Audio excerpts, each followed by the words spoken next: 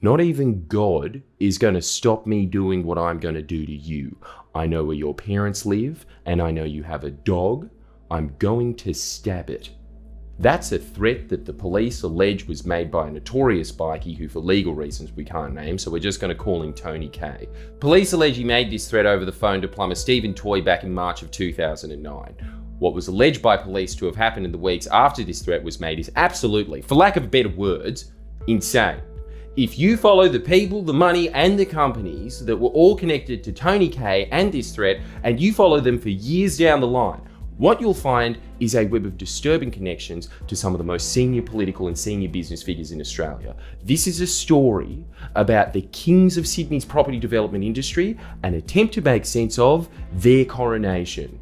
The following information has been gleaned from court documents and police statements Friendly Geordies has viewed, namely from police statements of Stephen Toy, a self-employed plumber from Western Sydney. We'll begin in 2009 when Stephen Toy, then aged 27, alleges he was friends with a man by the name of Andy Nahas.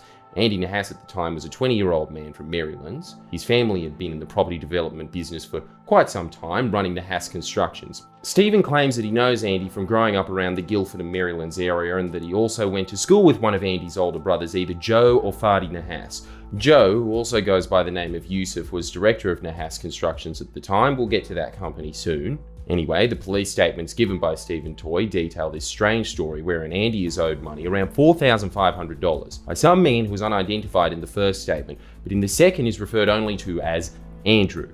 The lack of $4,500 forces Andy to borrow $1,000 from a different unnamed man.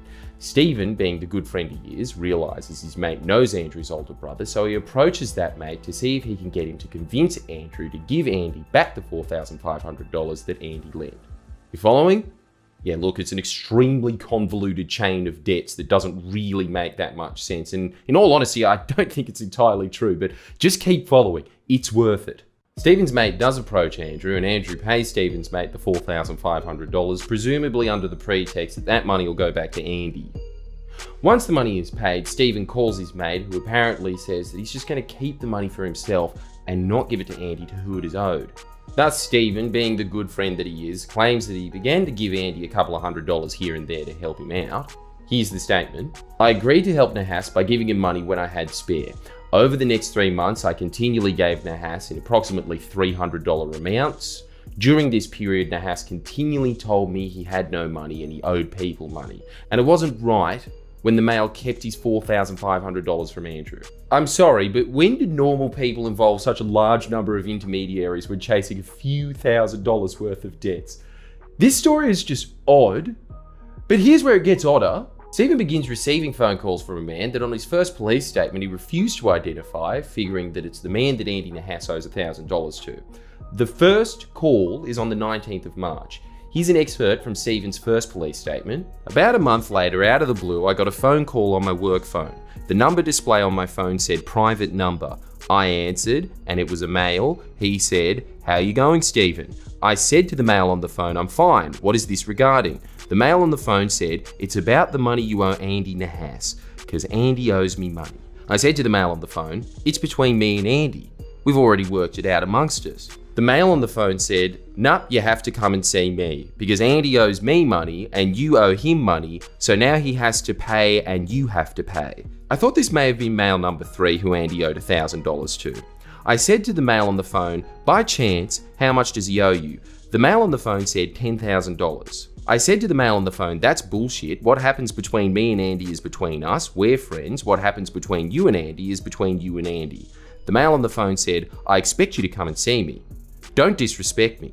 I hung up the phone, terminating the call. I did not recognize the voice of the caller. However, he did recognize the voice of the caller, as it's revealed in Stephen's second police statement. Not only did he recognize the voice of the caller, but the caller identified himself as a man that Stephen knew, Bandito's bikie Tony K. Needless to say, the recount of this call in the second statement that Stephen gave is a lot more interesting. I answered the phone and a male person said, "Yeah, Steve, it's Tony K with you, brother." I said, "Yeah, mate, how can I help you?" Tony said, "I need you to come and see me." I said, "What for?" Tony said, "It's got to do with Andy Nahas and some money." I said, "Mate, whatever got to do with me and Andy Nahas and money has to do with us. It has nothing to do with you." Tony said, Andy has been lying to me and he owes money and he hasn't told me the truth for a long time and I'm very upset with him. I'm going to speak with his brothers so I can get the money off them. I said, fair enough. I've got no money to give you. It has nothing to do with me. Tony said, I'm at my mother's house in Guildford. Come and see me. I said, what for? I have no reason to come and see you. I'm busy, mate. Tony said, I'm showing you respect, so you should show me respect and come and see me. I said, I'll see what I can do in the next few days. In this second statement, Stephen also claims that he'd seen Tony K around the Marylands area, had family connection to him, and also knew him from when he used to work security at the Pink Pepper Lounge in Parramatta, where he'd see him with a man that for legal reasons we'll call Charlie D. The reason as to why Stephen did not identify Tony on his first statement could be somewhat related to the last few lines of his second statement. I truly think that they would hurt or kill me and my family. They already hurt me so badly I thought I was going to die. And this is why I am truly fearful for my life and my family's. Yeah, we'll get back to that later. Back to where we were though, it's then claimed in the days following this phone call, Stephen received numerous calls from a private number, which he didn't answer as he believed them to be from Tony K. This was until around the 23rd of March of 2009 when the police and Stephen alleged that Tony K rang Stephen's personal mobile, a number which Stephen claims only his mother, father, brother-in-law, sister, and a couple of close friends including Andy Nahas possessed. Stephen's second statement reads as follows. I received a phone call on my personal phone. There was a number displayed on the screen, but I did not recognize the number. I answered the call. A male said, it's Tony, what's happening? How come you haven't come to see me? I recognized this voice to be the same voice of the male who called me the first time, identifying himself as Tony K. I said, mate, I don't have time for your shit. Tony said, where are you now? I will come and see you. I said, no mate, nup. Tony said, not even God is going to stop me doing what I'm going to do to you. I know where your parents live, and I know you have a dog. I'm going to stab it. I said, okay, mate, no worries. Are you finished? Tony said in Arabic, I'm going to f*** your God. I said, no worries, mate. I could hear a male voice in the background say, we're going to your parents' house. We'll see you there. I hung up the phone. About a week later, I went to visit my parents at the service station. I bumped into a friend who told me Tony K was in hospital. He had been in a car accident. Because I hadn't heard from Tony, I realised this must have been why. Then there's a rather large time gap between this and the next incident in the statement. It doesn't really detail any alarmed conversations Stephen might have had. I guess he could have just been relaxed about some bikey f***ing his God. According to the statements, the next event occurs on Thursday the 15th of April. Stephen goes to work at his friend's house at Rydalmere, and throughout the day he receives numerous calls from Andy Nahas. About 1:30 PM the same day, I saw a missed call on my personal mobile telephone from Andy Nahas. I called him back. Nahas answered and asked what time I finished work. I said, not sure, probably 3:30, 4 o'clock. Nahas said, okay, what time will you be able to come and see me? I said, I will ring you when I'm free. The call ended about 3:30 PM. The same day I received a call from Nahas. I answered. Nahas said, what do you reckon the absolute latest is that you'll be able to come and see me? I said, I'm not sure, mate. Nahas said, what you reckon about 7? I said, I don't.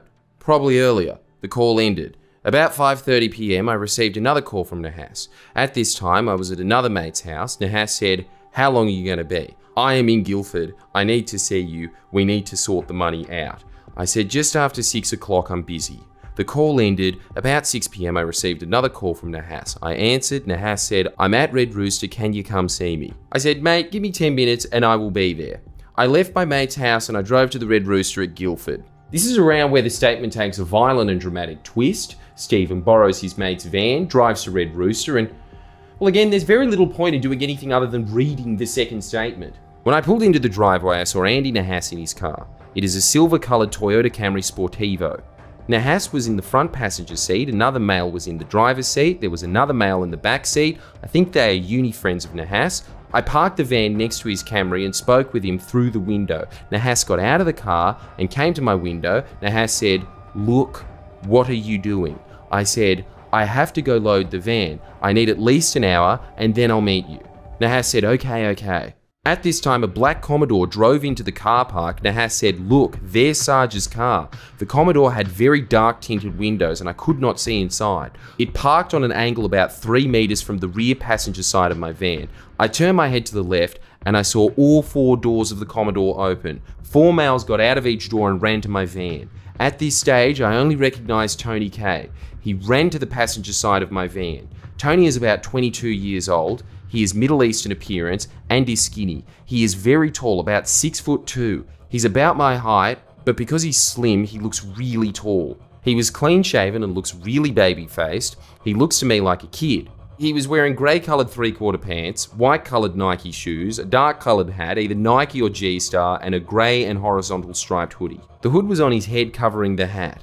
As he was running towards the car, he held the front of his jumper up and I could see a Glock. The Glock was black, but looked badly scratched. Tony pulled the Glock out of the front of his pants and I watched as he cocked the gun. This all happened in a matter of seconds. One of the males opened the passenger door. It would have opened about 30 centimeters. I leant over and pulled the door shut and locked it. I sped off. I drove out of the car park and turned left. I'm not sure what street I turned onto, but it is the same street the Guildford Club is on. I looked in my rear vision mirrors and I saw the males run back to the black Commodore. They sped out of the car park behind me.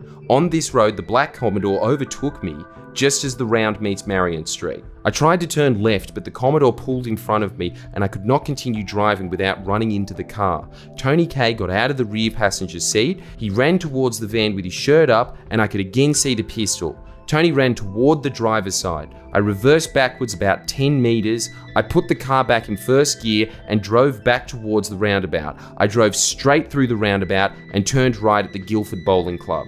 I drove all the way to Marylands Road. I again looked in my rear view mirror and rear vision mirror and I saw Andy Nahas's silver Camry speeding up behind me. I went to turn right onto Marylands Road. The silver Camry forced me onto the wrong side of the road and then they got jammed behind a median strip. I kept driving towards a roundabout. I turned left at that roundabout. Granville Park was on my right hand side. I then saw the silver Camry drive up again behind me. I continued driving over a bridge that goes over the railway tracks. There were cars lined up at the traffic lights. I drove around the cars and through the red light and turned left onto Pitt Street.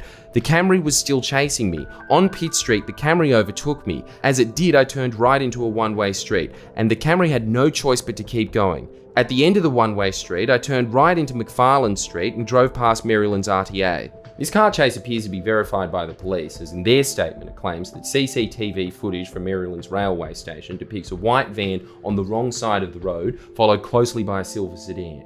At this point, Stephen believes he's lost his pursuers, which include Andy Nahas, Tony K and a few other men, so he apparently drives the van to its owner's grandmother's house in Greystanes. When he gets out, there's no one home, so he leaves the keys in the letterbox and walks down the road. Now, poor Stephen has really bad luck because apparently as he got to a road just down from the house, Andy Nahas's silver Sportivo pulls up. Tony K, Andy Nahas, a bloke by the name of Olsen and another male got out of the car. At this point in the statement, we get to the obligatory near-forensic description of what brand of clothes each of the men were wearing. Nike Air Maxes seems to be a favourite, but as interesting as scallywag attire might be, the next section of the statement is far better. I got into a verbal argument with Tony and Olsen. We were yelling at one another. I remember him saying it was no longer about the money, it was about principle, and I had made Tony look like a gronk. Olsen walked towards me and I shaped up and got ready to fight. Tony pulled the Glock out of the front of his pants and cocked it back. Tony said, "Give me your phones." I handed Tony my personal mobile telephone. Tony and Olsen then grabbed me and pushed me into the back seat of the car. I was sitting in the center of the back seat and Tony was sitting on one side and Olsen was on the other. They were yelling at Nahas saying, "Get f***ed. We will return the car when we feel like it." Got into the driver's seat and the other male got into the front passenger seat, drove off, and Nahas was left on the side of the road. One of them put a jumper over my head and forced me to lean down forward. I don't know which one it was. Whilst my head was down, I was repeatedly smashed in the face and head. I immediately felt severe pain in my head. The car drove for about 15 minutes. I was assaulted the whole time whilst the car was moving. I do not know who was assaulting me as my head was covered. I felt the car pull into the driveway. Moments later, the car stopped and I heard all 4 doors open. One of the males said, "Shut up, don't say a word, put your head down. Someone tried to pull me out of the right-hand side of the car. I hung onto the center console. I didn't want to get out. I eventually turned my body and tried to get out. I put my right leg out the door. When I put my left leg out, I felt someone grab it and twist my left foot inwards. This was extremely painful, and I thought my leg was going to break. As they were twisting my leg, I turned onto my stomach and crawled out of the car. Keep in mind, these are just details from Stephen's second statement. In his first, he details being stabbed in the car, but we'll continue. I ended up lying face down on what I believe was a concrete driveway. The concrete was light grey in colour. It looked like old concrete. One male said, "Get up, get up." I did, and they walked me into the garage. My head was still down and covered. I could only see the ground. Stephen's statement then alleges that he's repeatedly assaulted and then threatened and held against his will in this garage. I could slightly see through a gap. Olsen in front of me, he punched me in the face, and I immediately put my hands up in defense. He said, "Put your hands down." I put them down. Olsen swung again and punched in the face, and I put my hands up. I remember he was breathing heavy. I then started to be repeatedly assaulted again by Olsen, only now he was using a 4x2 wooden plank. It was painted a very light grey, blue colour. He was hitting to my face and arms. During this time I saw Charlie D. He was with Tony and Olsen was still in the garage. I know Charlie D through work when I was in security. He had caused a problem at one of the clubs I was working at in 2007. Tony, Charlie and Olsen had a conversation. I heard one of them say, "What are we going to do with him?" I heard Charlie say, "Just cut him up and chuck him in the river." Everyone left me for a short time in the garage alone. Moments later, Olsen came back in and tied my hands and feet with cable ties and then gaffer tapes around the ties. Olsen then punched me in the right eye. I knew I was bleeding because I felt blood run down my face. He then punched me in the left eye and I felt immediate pain. I saw stars. He left me sitting on the ground, now with my hands and feet tied, and the cover was now off my head. I think it just fell off. Olsen turned the light out, walked out of the garage and pulled down the roller door. I heard a padlock lock on the outside. Sometime later, the roller door opened and walked in. He was alone, was carrying a bottle of water, came over to me and helped me have a drink. As my hands were tied, I could not hold the bottle, so he held it to my mouth and tipped water in. I could see the bottle was the Fiji brand and was a rectangular bottle. It was clear and the water inside was ice cold like it was straight out of the fridge. Was carrying a torch or something, so he did not turn the light on. He said, "Are you alright?" I said, "No, I'm f***ed." Left the bottle beside me in the garage and left, closing the roller door again behind him. Sometime later, approximately half an hour, the roller door opened and Olsen and Charlie walked in. They turned the light on. One of them said, "Get up, get up." They helped me to my feet and set me on a chair. The same chair I described in my other statement. They tied my body to the chair. My arms were also tied to the back of the chair around my elbows. My hands were left cable tied and gaffer tapes. However, they cut my feet and re-cable tied them to the legs of the chair. They left the garage, turning off the light and closing the garage door again. My version from here is exactly as I stated in my original statement. However, at some stage, I believe it was the following day, Tony K came into the garage and he was with his cousin. I know of Tony's cousin through working at clubs. Andy Nahas has also mentioned him. I've seen him before, however never spoken with him. Charlie D was with them. They were in the garage with me for about 20 minutes, and during this time Tony K stood on my face and continually told me don't look up. The other two were saying stuff, but I don't remember what they were saying. At one stage I was lying on my side and Tony was standing on my face. Tony said, "Go and get the bolt cutters. We're going to cut your toes off and send them to your mum." I screamed, "No, no, no, no." And I started kicking and moving. Tony K said, "Okay, we won't do that. We will cut your finger off and send it to your mum. You won't bleed though, because we will burn the metal and hold it where we cut your finger off and it will stop the bleeding." Tony K then said, "Look up."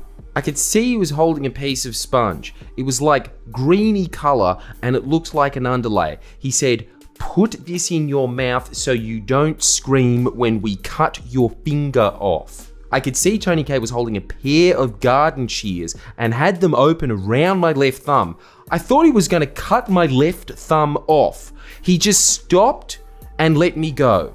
Tony K then said you have two options. You can either let me shoot you in both of your knees and we will drop you off at the hospital and let you go, or you can think of who is going to come up with $50,000 for us. I said, I don't know who's going to have that kind of money, mate, and I don't have my phone and can't go through it. Tony K said, well, think of someone and I'll leave you here for a few hours. You are a waste of time and having you here is a risk because people will start to know. Stephen's first statement then details multiple phone calls between him and his mother in a desperate attempt to raise the $50K. Seemingly after these fail, one of these men gets spooked and releases Stephen, but only after he spent a night locked up in the garage. In his first statement, Stephen, like he did with Tony, refuses to identify this man, but his second statement reads as follows. Was the person who took me home. There was no one else there that day. The reason I did not tell the police this part of my version when I first made my statement was because I'm extremely scared of these people. During the time they held me, they repeatedly told me that if I told police or anyone went to the police, that I'd be dead. No one would ever find me, and they would do the same to my family. What they did to me, they had people on standby to do it. From this experience, I believed this to be true. I truly think that they would hurt or kill me and my family. They already hurt me so badly I thought I was going to die, and this is why I am truly fearful for my life and my family's. I am so scared that they will do more bad. They know where my family live. Since the incident, I have been in hiding because I'm scared they will come and kill me. After being released by Stephen goes to his parents' house, then immediately to hospital where he's treated for broken left eye socket, head trauma, severe bruising to face and eyes, stab wound to the left side of his chest, cut to his right eyebrow, severe bruising to both his arms, constant headache, chipped front lower teeth, severe swelling to face, eyes, neck and arms. But the ordeal apparently isn't over for Stephen, as police alleged that whilst he was being treated in hospital, a group of men came looking for him. The police statement reads as follows. While Stephen Toy was at Westmead Hospital, Mustafa Jawad, Tony K and another male separately entered the emergency reception area of Westmead Hospital. CCTV footage obtained from the hospital depicts Jawad, Tony and in the foyer of the emergency ward. At one point, all three meet up and sit in a group on provided chairs. At various points, is seen to approach the reception desk. On one occasion, Tony is present at the reception desk with him. CCTV depicts Jawad gaining access to the ward while Stephen's mother was in the ward waiting for the complainant, who had been taken for a CT scan. She indicates that a male matching the description of Jawad walked down the aisle and seemed to be looking into each separate bed area. He looked like he was trying to find someone. She heard him speak to a nurse and say, "That guy that has been bored in and was bashed in the last 2 days, can you tell me what his first name is?" She reports that the nurse said surname and the response was no first name. The nurse said, "You'll have to go to the front desk." Stephen's mother reports that the nurse told her that there had been an inquiry about her son. Stephen's mother asked her to find out their name and who they claimed to be. She indicated that a short time later, one of the administration spoke to her and indicated that there had been a man saying his name was and he was Stephen's brother-in-law. The complainant was made anonymous for hospital purposes. Stephen then makes the two statements to the police, one on the 18th of April and the other on the 24th. The second one I just read the bulk of. This seemingly leads the police to wiretap the phones of the accused. On the 9th of May, Stephen Toy texts Andy Nahas the following. "You had nothing to do with it. I told her I'd seen you before I was going to my mum's house, and then I drove off and then stopped to make a call. Then I got bashed and robbed. And when I was in hospital, they thought I was a bikie and everything. I'm not. I just told them I got bashed and robbed, bro. I didn't mean to put you in. I told them it had nothing to do with you. I just seen you quickly before it happened. That's it.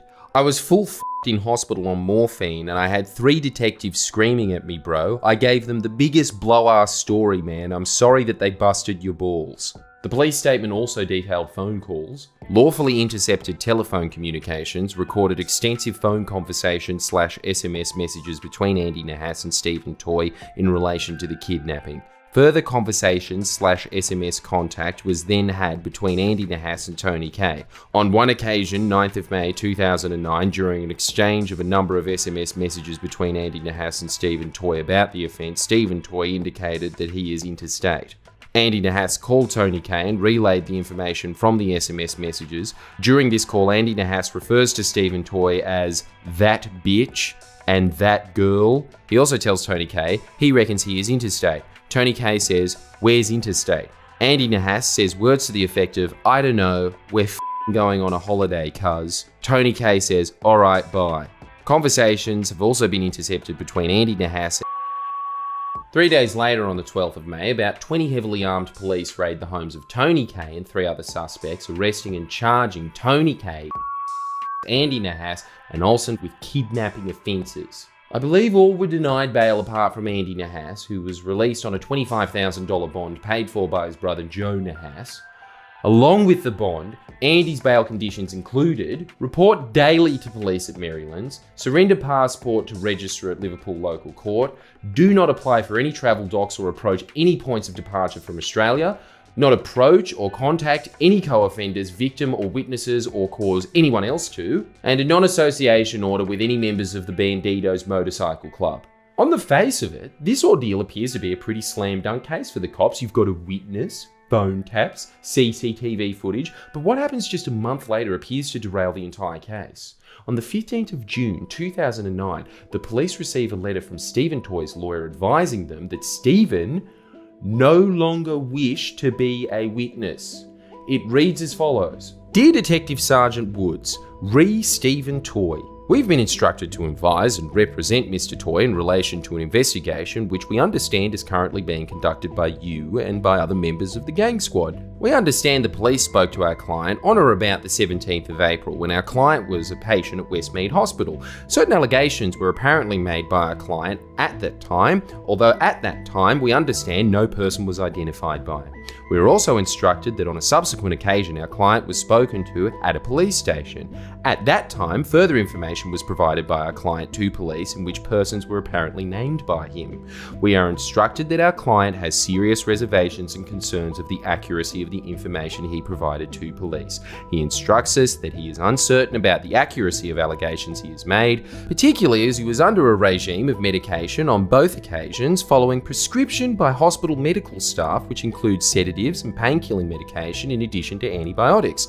Our client is not able to provide precise details of the medication, but no doubt the hospital records would confirm the details if necessary. Our client instructs us that he does not wish to pursue any allegations he may have made, nor does he wish to participate in any other interview by police, nor does he wish to become embroiled in any criminal prosecution as a witness. Our client wishes to resume his normal day-to-day life without being subjected to the pressure inherent in criminal proceedings over which he has no control, and in which allegations he has made, which are unreliable to say the least, given his previous medical condition, will be relied upon to prosecute other people. In these circumstances, our client has instructed us that he does not wish to be approached by police. If there are any further matters which the police wish to take up with our client, he requests that these be directed to this firm. Subject to any advice by this firm to the contrary, our client will not agree to be questioned directly. We look forward to receiving your confirmation that police will respect the wishes of our client. Yours faithfully, Chris Watson, Watson Solicitors." Odd. Police then get a forensic scientist to basically state, no, antibiotics are not magic mushrooms, they don't change your memory, quote. Their medication he was taking or prescribed would not have caused him to give inaccurate information to police or be uncertain of events which are described in Mr. Toy's statements. However, he was allegedly kidnapped and assaulted, which would be expected to have a traumatizing effect and may affect memory. Various legal skirmishes ensue over the following months. In December 2009, Andy Nahas's lawyers flagged their intention to cross-examine Stephen Toy. Keeping in mind, this is months after Stephen's lawyer had stated to the police that Stephen no longer wished to be a witness. The Department of Public Prosecutions agreed to cross-examination, yet there's a question as to if the hearing will even happen, as the key witness is not supporting the prosecutions. Then there are very little documents we've managed to view really until August and September of 2010. The most interesting one being this one dated the 6th of September 2010, where a police officer from the gang squad makes the following statement. Between the 2nd of August and 6th of September 2010, I made numerous attempts to locate Stephen Toy, including attending his last known premises. Every time I attended these premises, no persons were home. On the 6th of August 2010, I attended the last known address for Toy's solicitor. No persons were at this address. I then contacted the mobile telephone number for this service. No person answered. And there was no message service for a message to be left. I then got in contact with Dukran Yakinian, Toy's last known solicitor, who stated to police that he had not spoken with Toy in some months and no longer had his contact details. Yakinian was going to try and get his details from a friend of Toy who still was in contact with Yakinian. From this date, I've been unable to get in contact with Yakinian. The mobile telephone rings out and there's no message service. On Monday the 30th of August, I spoke with a source who stated that Toy was now friends with Tony K and would not be attending court even if he was issued with a subpoena. The source stated that Toy would rather be charged and sent to jail himself before attending to give evidence as a witness. Inquiries relating to the medical records and tax records have both been made and neither assisted in locating Stephen Toy. He disappeared. Police couldn't find Stephen. Fun fact, Toy's last known solicitor, Dukran Yakinian, the one that police also couldn't contact, he had a professional misconduct finding held against him in 2019 for various reasons, including misleading a court. And the same day this statement is made by the police, the charges against Andy Nahas are dismissed. I believe it's the same for his co-accused. But it gets better for Andy and co, as not only are the charges dropped, the Department of Public Prosecutions pays for their legal costs.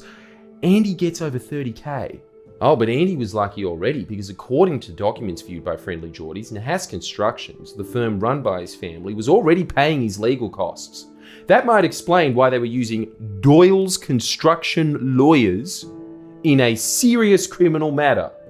What a story as it is. An alleged violent kidnapping, police raids, phone taps, a witness seemingly disappearing. It's like the end of season 1 of The Wire. But to get to the real heart of this story, you have to see what the accused got up to in the 12 years following this ordeal. Tony K, up until recently, ran a construction business creatively titled K Constructions. He remained squarely in the eye line of cops in the years after the kidnapping charges, chiefly for an unsolved 2009 murder, an alleged murder that took place just months before the alleged kidnapping. No wonder Stephen was scared. For over a decade, this murder has gone unsolved and no perpetrator was arrested. Earlier this year, Tony K was charged with the murder, but who and what are the political connections to the people involved in this ordeal? Well, Andy Nahas also stayed in the construction industry, eventually becoming the secretary of a large property development group, Coronation Property, in 2016. Any guesses who Coronation Property hired as their executive director earlier this year? Yeah, it's John Barilaro. Again. Yes, bruz. Announcing that he was working for Coronation, the company that Andy Nahas, the guy police unsuccessfully alleged was a kidnapper, worked for as well, Barilaro grandly proclaimed, "It's rare in life to come across an opportunity where the vision excites you and the passion of the individuals behind the name is so infectious that it captures you. Let me introduce to you #Coronation Property. My next chapter begins." He just has an eloquent way with words. But what a short chapter that was. Not as short as the one that followed it. John goes to New York from February this year right up until he got his trade commissioner role. Well, right up until he thought he got the trade commissioner role. John Barilaro worked as the executive director of Coronation Property, the property development company run by the Nahas family. And the secretary at the time was our friend and co-star of the story that you just heard, Andy Nahas. Coronation Property is the company that grew from the ashes of Nahas Constructions, the company that paid for Andy's legal costs.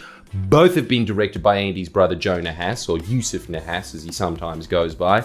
Nahas Constructions' connections to this alleged kidnapping are at the very least bizarre. Police claim that the phone calls that took place when Stephen was kidnapped between him and his mother, where he demanded $50,000 for Tony K, in exchange for not being chopped up and thrown in the river, those calls were made on a phone that was subscribed to a provider by Nahas Constructions. By the way, they also alleged that one of the co-accused was employed by Nahas Constructions. I believe at some point the police alleged that Tony Kay was also employed by Nahas Constructions, but statutory declarations submitted by Joe and Fadi Nahas of Nahas Constructions vigorously disputed that claim. Alleged bikie connections aside, the political and business connections of Nahas Constructions from around the time are compelling.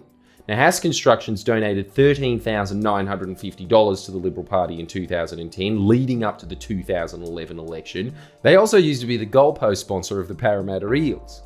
In fact, it had been previously reported by the Sydney Morning Herald that director Joe Nahas in 2010 had facilitated an introduction between a Parramatta power broker and a member of the Obeid family. Coincidentally, in 2016, Tony Kay made headlines after Parramatta Eels footballer Corey Norman and Junior Palo and Penrith Panthers James Sagiaro were photographed dining with him and members of the alleged Alameddine crime family at Golden Century Restaurant. Later in the night, Norman was caught in possession of drugs at Star Casino. The footballers were issued warnings by police for consorting with criminals. But back to what happened in Nahas Constructions. Well, as the Obeids well and truly found out, all good things must come to an end. And in 2012, Nahas Constructions went bust, leaving a trail of subcontractors chasing up unpaid debts. In fact, one subcontractor, Bluestone, blamed Nahas Constructions' alleged failure to pay them for their work for their demise. Things obviously got pretty desperate, as it was reported in 2013 that Standover Man and Mick Gatto associate Alex Talul was employed by desperate contractors to chase debts from Nahas Constructions. It wasn't looking good for the Nahas family business. Kate McClymont reported in October 2012, Joe Nahas, who also goes by Yusuf Nahas, listed himself as unemployed on his personal insolvency agreement. This allows a debtor to come to an agreement with creditors to settle debts without becoming bankrupt. Yet only about a year later, as reported by McClymont, in March 2014, he became a director of Coronation, and 2 months later, Nahas finalised his obligations to creditors, according to corporate records. Like a phoenix from the ashes, Coronation Property rose. Coronation Property is a venture between the Nahas family and corporate lawyer and businessman John Landerer, who along with Joe Nahas became a director. Like the Nahases, John Landerer is also a Liberal Party donor, donating tens of thousands of dollars to the party over the years, including to the New South Wales fundraising body, the Millennium Forum. You know, the one that got busted accepting mafia donations and set up politicians with developers. With Joe and John as directors, the same Andy Nahas, who was charged with kidnapping, became a secretary of Coronation in 2016. Friendly Geordies has previously revealed that this is the same year in which Andy was also charged with assaulting a security guard. For this charge, the other director of Coronation Property and esteemed lawyer John Landerer provided a character reference for Nahas. How sweet. Wherein he claims, "I have no hesitation in advising my opinion that the offence is a one-off incident, not likely to ever be repeated based on my belief that Mr. Nahas is a man of honesty and integrity and proud of his family's high standing in the community." High standing in the community. Andy was convicted of that assault, by the way. Don't worry, he was only fined $800. Not much for a man whose family owned $20 million houses. How far he's come since that alleged kidnapping. Plus, he's now in good company with ex-executive director John Barilaro's beef with a different type of working man. Coronation really do seem to be his people. I'm saying it now, he shouldn't have quit. They too understand the troubles of dealing with impertinent media. Take a look at these media clips from a few years back. Some of Sydney's biggest developments, millions of dollars, an allegedly stolen Lamborghini, an attempted home invasion and assault. They're the ingredients of a family war being played out right now in a Sydney court between three wealthy brothers. The Nahas family is behind some of our biggest developments, from the paper mill in Liverpool to a luxury tower in Parramatta, not to mention lavish weddings like this.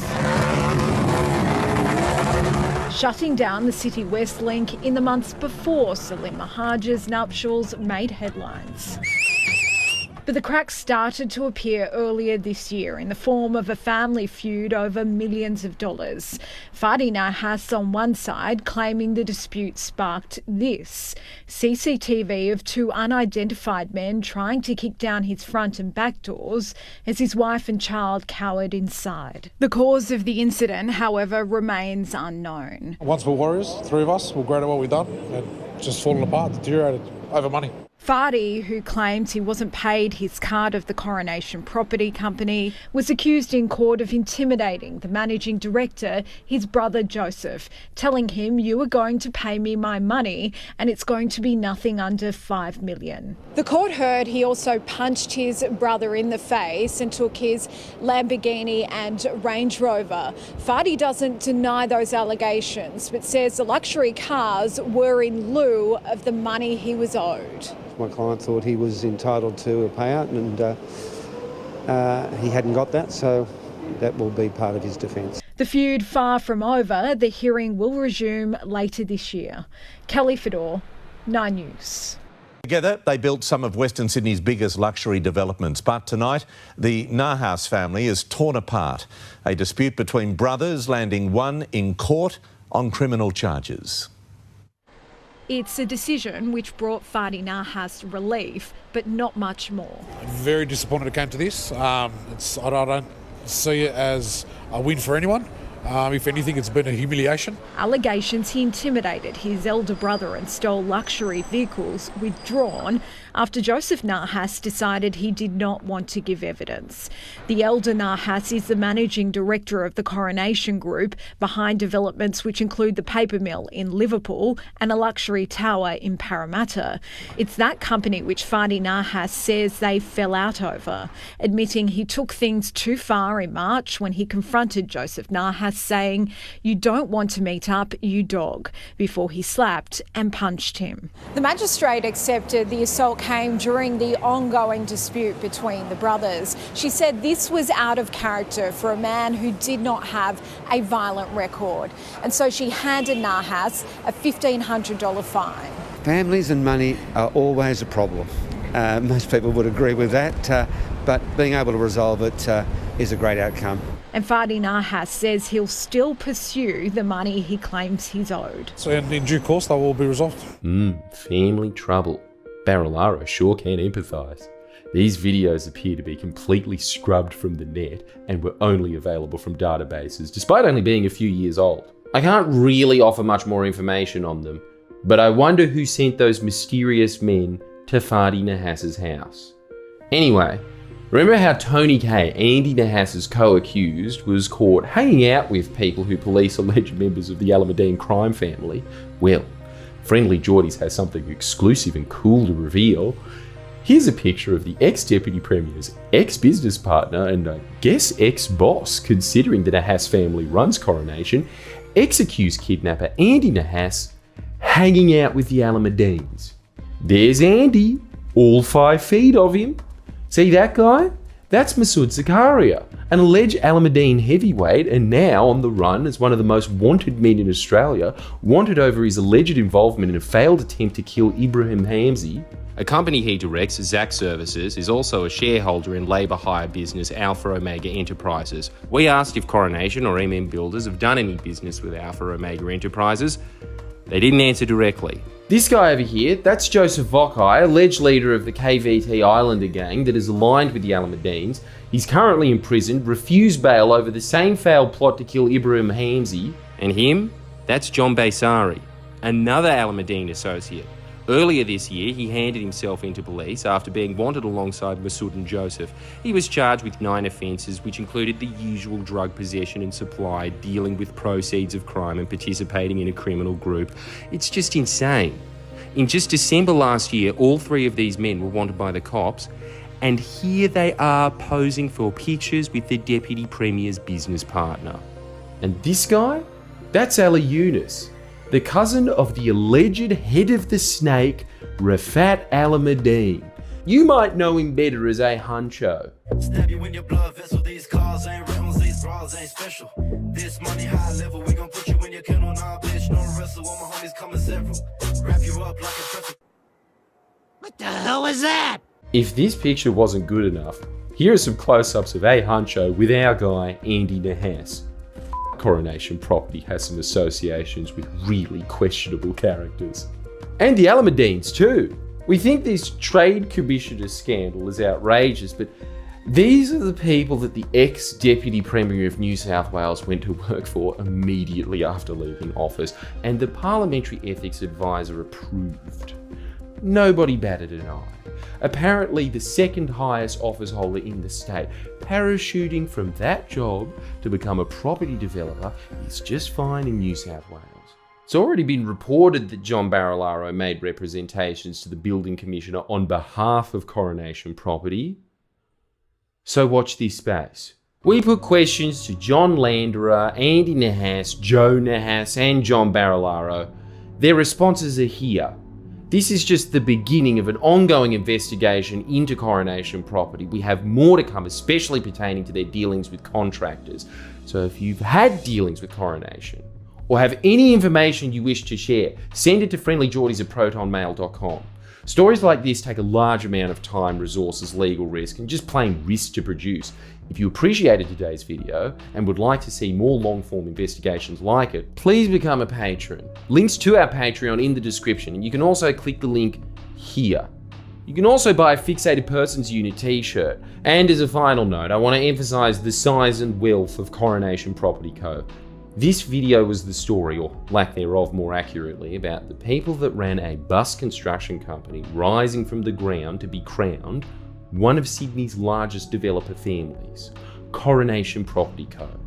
Their website today reads, with over $5.3 billion in mixed-use projects in the pipeline, Coronation Property's story has only just begun. And you know something? I think they're right.